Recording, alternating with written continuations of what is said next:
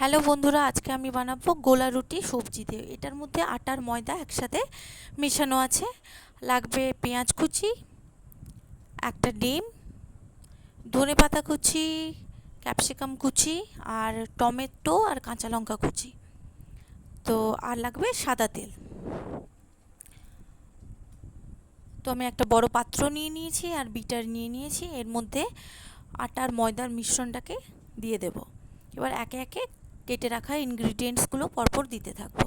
তো প্রথমে দিচ্ছি টমেটো, কাঁচা লঙ্কা কুচি, তারপরে দিচ্ছি ধনেপাতা আর ক্যাপসিকাম কুচি। এবার যে কেটে রাখা পেঁয়াজগুলো আছে ওগুলোও দিয়ে দেব।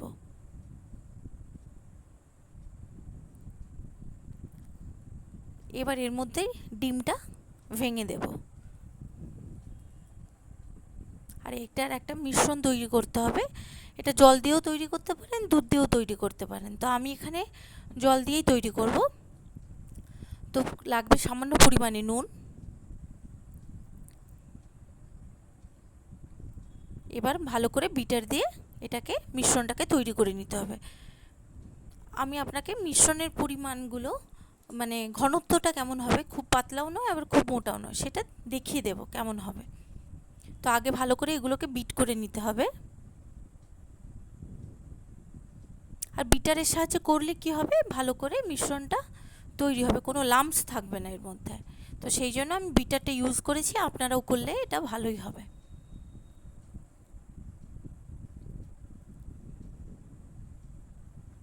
তো দেখুন মিশ্রণটা তৈরি হয়ে গেছে। এই রকম আপনারা ঘনত্ব রাখবেন, খুব পাতলাও না আর খুব মোটাও না। তো আমার মিশ্রণটা রেডি হয়ে গেছে। এবার আমি এটা ভাজার জন্য একটা লোহার তাওয়া নিয়েছি। আপনারা এটা ননস্টিকও করতে পারেন। তো আমি এখানে লোহার নিয়েছি। তো লোহার তাওয়াটাকে আগে প্রথমে সাদা তেল দিয়ে এটাকে আমি গ্রিস করে নেব। তো অল্প পরিমাণ সাদা তেল দিলাম। এবার খুন্তি দিয়ে চারিদিকে আমি এটাকে লাগিয়ে নিচ্ছি। এবার আপনারা যেই হাতা বা যেই চামচ দিয়ে আপনারা তুলবেন, আমি এখানে যে হাতা দিয়ে তুলেছি, আমি এখানে 3 হাতা মিশ্রণটা ওই তাওয়ার মধ্যে দেব।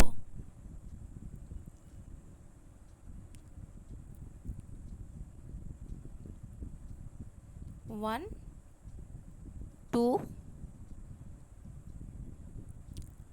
and 3। এবার ওই হাতার পেছন দিয়েই এটাকে স্প্রেড করে নেব।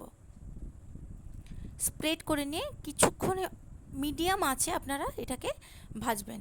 কিছুক্ষণ পরে দেখবেন উপরের যে জলীয় ভাবটা এটা কমে গেছে, তাহলেই আপনারা এটাকে উল্টে দেবেন।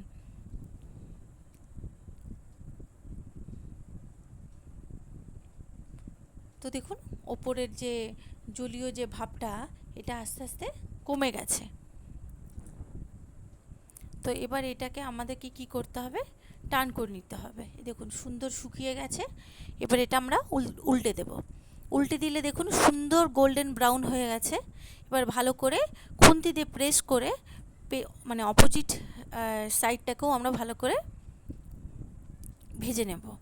তো ওই সাইডটাও হালকা গোল্ডেন ব্রাউন হলেই তবে কি আমরা এটাকে, দেখুন সুন্দর গোল্ডেন ব্রাউন হয়ে গেছে, দুই সাইডেই সুন্দর গোল্ডেন ব্রাউন হয়ে গেছে। এবার এটাকে আমরা তুলে নেব। সেম প্রসেসে আপনাদেরকে আরেকটা আমি বানিয়ে দেখাচ্ছি। এবার সেমভাবেই প্রথমে তেলটাকে দিয়ে এটাকে গ্রিস করে নেব। গ্রিস হয়ে গেলে এবার ওই সেমভাবেই 3 হাতা আমি এর মধ্যে মিশ্রণটা দেব। মিশ্রণটা দিয়ে দুই পিঠই ভালো করে ভেজে নিয়ে এটাকে আমি আবার তুলে নেব। এইভাবে প্রত্যেকটা গোলা রুটি আপনারা ভেজে নেবেন। দেখুন 3 হাতা দিচ্ছি।